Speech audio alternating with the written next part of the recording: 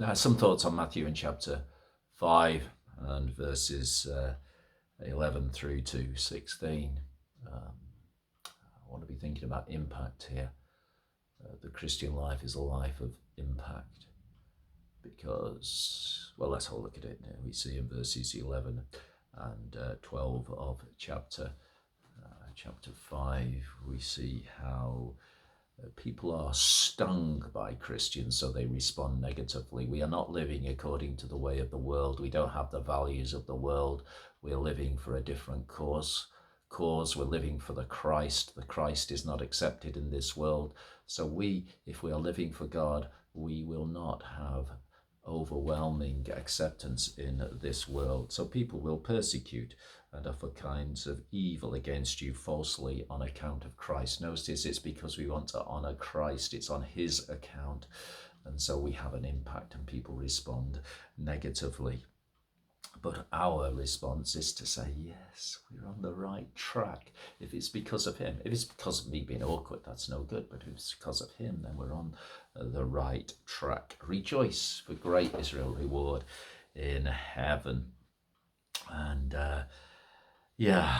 remember, it's got history, this. They persecuted the prophets. The prophets brought the word of God, lived by the word of God, and were rejected and despised. So we are to have an impact.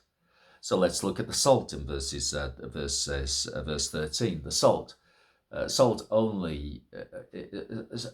has an impact because it is applied into situations. Two things that you need to have the salt. It has to be salt. If it starts being salt, then it's useless. But the salt is applied and has an impact.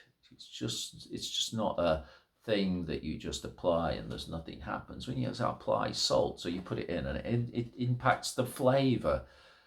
It can heal. If you apply it, it can preserve meat. It's a preservative.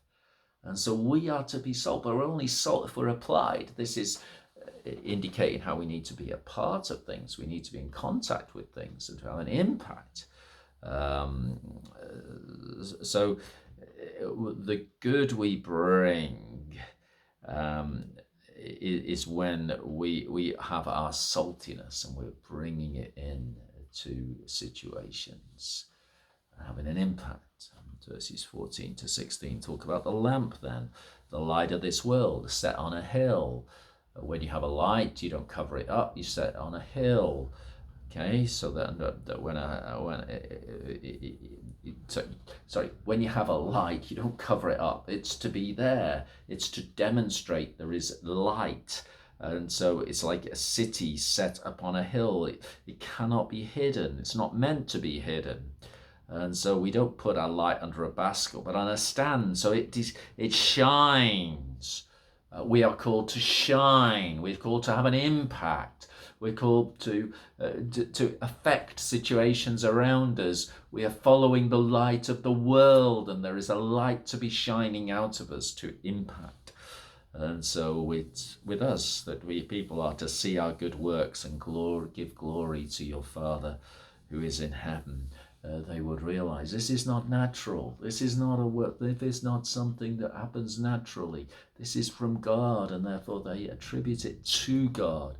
This is just not doing nice things to our friends. This is good works that are different to the way of the world, and people know that it's different to the way of the world. So understand, this whole issue here is the impact our lives should have. Impact not because we're awkward, far from it, but because we're serving a different kingdom and we're seeking to honor the Lord. So that's some thoughts on Matthew and chapter 5 of verses 11 through to 16.